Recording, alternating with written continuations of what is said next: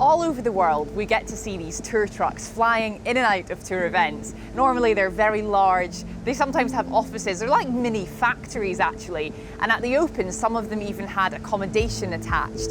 But this week in Japan, these trucks are restricted in size, and in fitting with the culture, they're very well organised. So we're going to go and take a look just now inside the Titleist truck. So Sandy, you are a director within the leadership team on behalf of the player promotion side of things and travel with this beautiful truck week in, week out, is that right? Correct. And why is it smaller?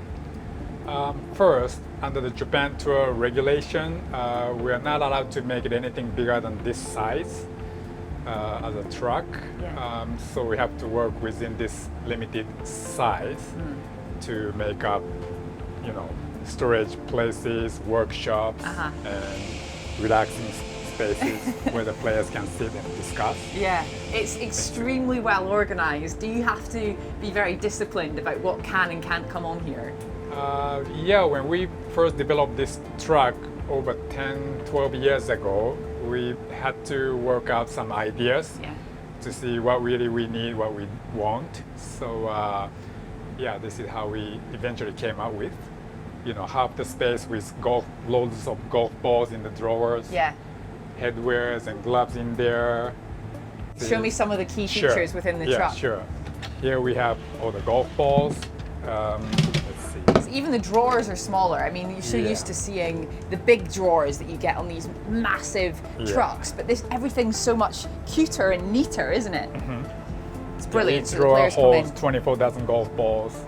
So different models in each drawer. So when the players come, we just prepare with this paper bag, opens up, and put a few dozen golf balls in there along with the gloves. Yep. And then give to the players. So they get their goodie bag for the week. Lucky them. How many players on the tour come here to use the truck? We have approximately 60 plus golf ball players who use golf balls on a weekly basis. So a lot. 60 to 70 players on a weekly basis. And then additionally, 10, 15 players will come in to get support on the golf clubs. Yeah.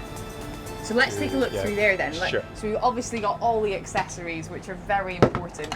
We all love gloves and caps and all the fun things. Yep. But then this is actually very important through here, isn't it? Where the clubs, you can tinker with things back here.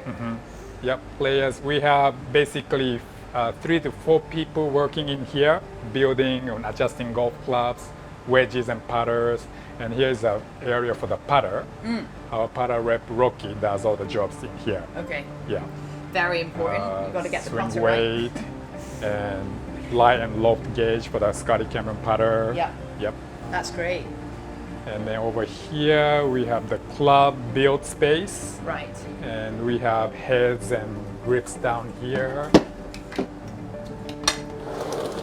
Like those. Fantastic. So that's some wood heads. Wood heads, yes. Very nice indeed. So again, everything's just that. There's just not as much volume, I suppose, within the truck. Do you ever run out of stuff, or do you always make sure you've got everything you need? Yeah, we fill in all the stocks of heads and even shaft and grips on a regular basis. Not every single week, but every other week. Yeah. We make sure we fill in to be ready for the upcoming events. Yeah, that's very important.